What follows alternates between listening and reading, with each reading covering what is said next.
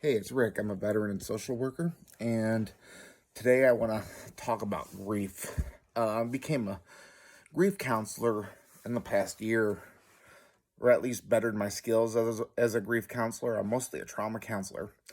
And last year, I went into the inpatient hospital because around January and February is where I lost a couple guys in Afghanistan. Since 2005, I've lost about four guys to suicide. In Afghanistan, I lost about four guys in combat, to tell you the truth. And I didn't learn how to grieve until this past year.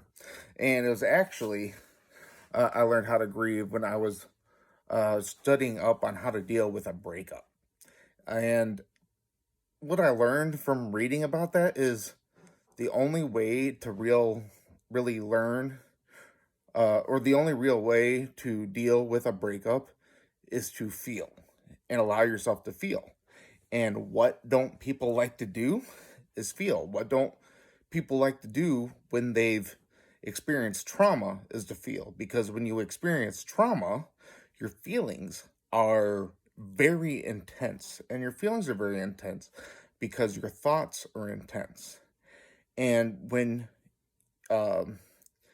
someone commits suicide, one of the first things you think is, I could have done something and it's my fault. You have these moral wounds that happen to you and you start blaming yourself and you live with the idea that it's your fault and you could have done something.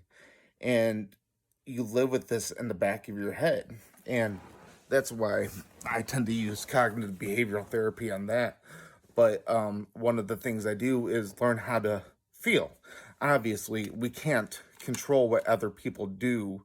And so we have to work on that. Like, I cannot stop somebody from taking actions. I cannot control anybody else. Like, if somebody's going to do something, they're going to do something, right? If my wife or husband has a drinking problem, I cannot stop them from drinking. If they're going to cheat on me, I cannot stop them from cheating on me. So I cannot I cannot overly worry about that stuff.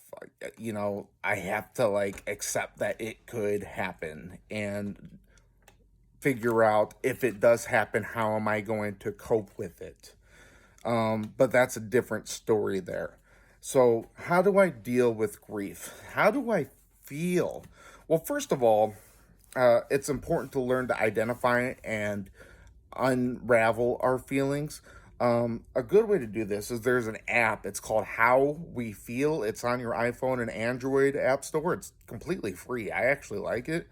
And you get to journal your feelings every day. You learn to label your feelings. And you kind of put in where you're at, what you're doing, and and you kind of learn why you're feeling what you're feeling.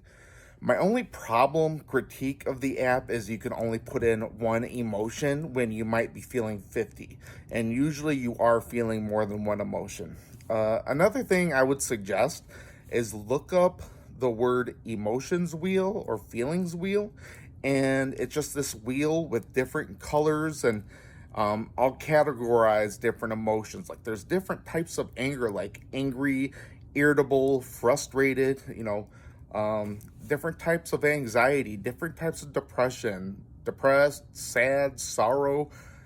So you can sit there and label each one, because you might be feeling happy and sad at the same time. You might be feeling happy for somebody, but at the same time jealous for somebody. And I started, since I read that, I started labeling my emotions. And because what we tend to do is we try not to feel our emotions. And what that does is it just packs all our emotions up like a pressure cooker. And we got this, we got a bottle of soda and we shake it up, and it just, the pressures, packs it up. And see that lid at the top, we tighten it and we try to keep it tight. But the thing is, the soda is seeping out no matter what. So we need to learn to unscrew the lid.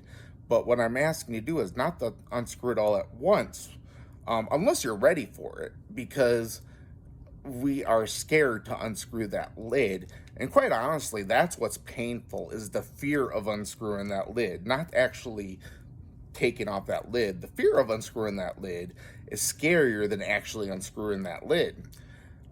So actually just kind of slowly unscrewing that lid, dipping your toe in the water, not diving in.